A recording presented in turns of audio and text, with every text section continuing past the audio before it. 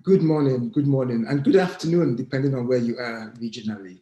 A very, very warm welcome to the Ditch Plastic Conference. How I very much wish we were all here in person. There's nothing better than speaking to a conference, in a big room with great, wonderful, smiling faces. But we are where we are today. So first and foremost, a very warm welcome to the conference.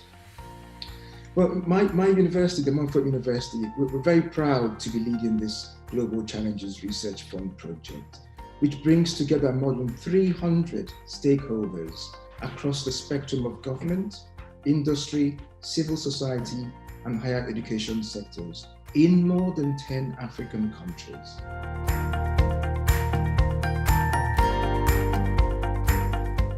As of 2016, 176 million tons of general waste generated in West Africa. By 2050, there's going to be 516 million, which is 3x what was generated in 2016. So again, the numbers are going up. The problem that we're solving is one that we've been hearing since the start of this conference, and that is the problem of waste management. This sector is really characterized by inefficiency and irregularities in waste collections. There is very low waste collection coverage. And the other big problem is that there is a lack of household data. There is some data out there, some statistics, but household data and which households are generating which waste, how are they disposing of it, and at your waste, that is what we're trying to solve. So our solution is an application that connects households and businesses and communities to waste haulers in their vicinity. This particular sector is still very much male-dominated, which allows for persistent gender disparities. And we see this particularly in the development and indeed the implementation of policies, legislation, and indeed strategies. And often what happens is that these policies, legislations, and strategies are looked at as neutral, but there is nothing neutral when it comes to gender equalities or indeed inequalities. This is because we know that cultural, structural norms have shown that most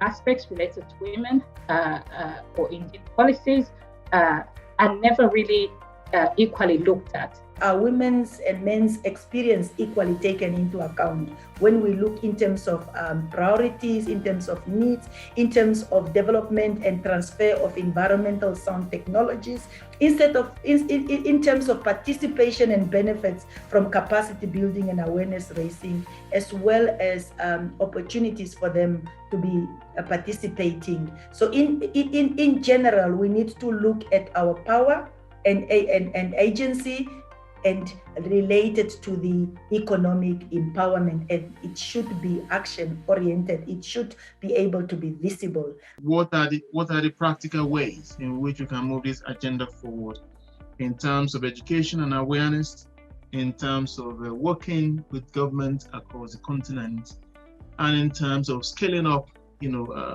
these exciting ideas and innovation? This is one report that we produced to advise the GEF on how it should respond to the challenge of plastic pollution in its work program. So, and since then, the GEF has started implementing projects on circular economy. And this chart shows what we expect as a typical plastic circular economy, what it should look like.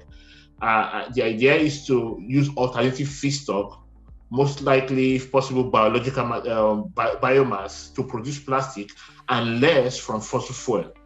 And then, importantly, most of the time when we talk about circular economy, people think in terms of recycling. Yes, recycling is part of the circular economy, but it's actually not the beginning. It's not the starting point.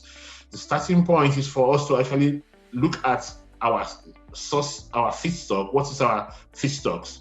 Are they renewable? Are they regenerative?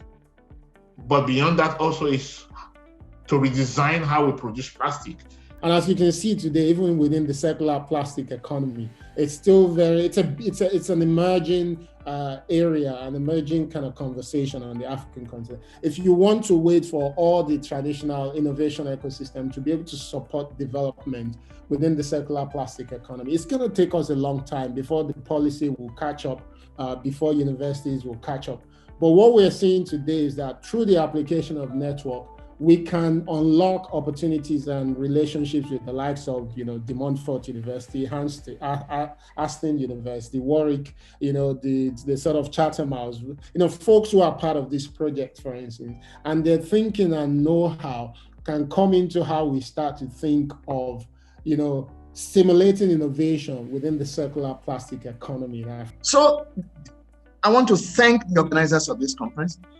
This is a very, very good one. I want to thank Miwa and his team that indeed they've been able to do this in terms of bridging the gap between them.